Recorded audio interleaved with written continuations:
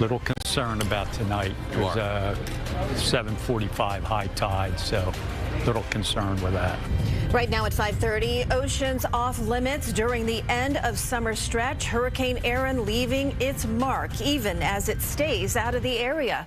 Good evening. I'm Christine Johnson. And welcome back. I'm Jessica Moore. We begin here at 5:30 tracking Erin. The hurricane will not make landfall, but it is still battering beaches. The East Coast Surfing Championship in Virginia is actually being pushed until tomorrow.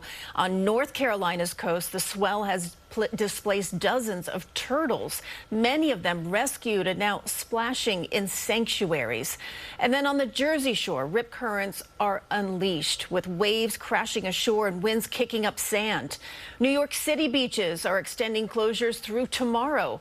Lonnie Quinn tracking it all in his first alert forecast. I guess, Lonnie, we do have to be thankful that we were not in the path of the direct hit, but we certainly are feeling the strength of Erin. Yeah, it's unbelievable how accurate this forecast has been. I'm talking 7 days out. It was shooting it in between Bermuda and the North Carolina coast, not making a landfall anywhere in the Caribbean, nor along the East Coast, nor Bermuda, and that's exactly how this is playing out. Now, we currently have a storm that's in the process of weakening. Okay, it has 100-mile-per-hour winds. If it gets down to 95-mile-per-hour winds, we go back to a Cat 1. That's going to be taking place, I think, over the next few hours. All right, you'll have a Cat 1 as it pushes out into the ocean tomorrow and is no longer a concern. But tomorrow we are concerned with the backlash, all right, because you still have some big waves that are brewing, even though the storm is moving away. This is Friday morning. This sort of light blue color, not the dark blue, you can see the table right here, would be 1-foot waves. And that medium blue is 5 foot. So we're right in here. We're between a projection, according to this model, of 5 to 10-foot waves, even possible tomorrow. National Weather Service, they're erring a bit on the side of caution, and they're saying, hey, let's be prepared tomorrow for the South Shore of Long Island to maybe see 4 to 12-footers. I mean, you certainly see 4-footers out there, maybe some 12-footers. The Jersey Shore sees 6 to 9-foot waves tomorrow, so you got to be careful. Those big waves crashing on shore.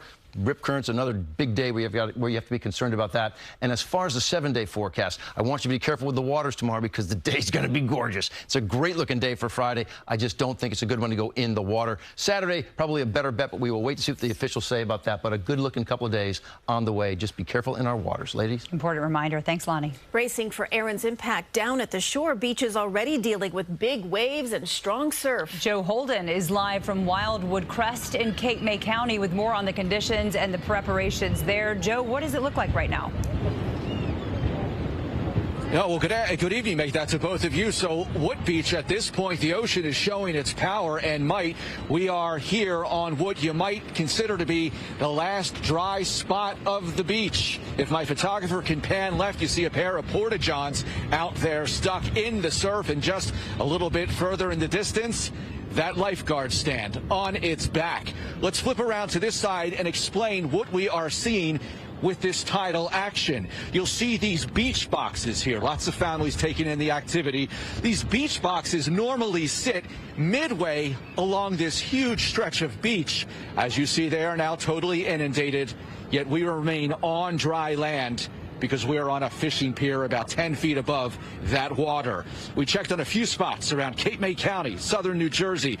While the ocean was mostly off limits in the Wildwoods here, people were still permitted to go in up to their ankles. The captain of the beach patrol estimated the waves were running between 8 and 12 feet. Many areas of the beach were flooded from earlier tides. They are flooded yet once again. We saw heavy machinery moving beach equipment away from the water. Now it's all too late. There are concerns about beach erosion. This evening's high tide is exactly at 7:18. Local mayors said they were busy alerting people in areas susceptible to flooding. They have to remain aware of changing conditions, is what they said to people. Just to Cape May, a few miles south from where I'm positioned, Cove Beach was a surfer's paradise, and there was a large crowd watching and checking out the angry ocean. And at the Lobster House, an iconic South Jersey restaurant, owner Keith Lodman was keeping a close eye on the forecast.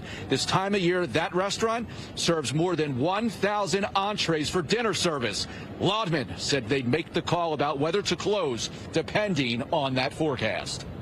When you start to look at decisions to close, what factors in, Keith? Mainly for us, it's how high the tide is, because, you know, I can't bring people in and out of here when I got a load of water. What do you see as far as those numbers are concerned right now about the tide? Little concerned about tonight. There's a 7:45 high tide, so a little concerned with that. It's not even high tide yet. We have a high tide. Next high tide will be 7 o'clock tonight.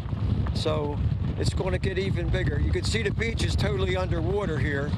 That was from the last high tide, which we had at 7 o'clock this morning. We're back live, so all of this is very concerning to local officials, given the fact high tide still an hour and a half away. We're live in Wildwood Crest. Joe Holden, CBS News, New York. Joe, great perspective there. The water obviously creeping up onto that massive beach. Appreciate your update. And we will have continuing coverage of Erin throughout the night. For the latest track, watches, and alerts, head over to CBSNewYork.com.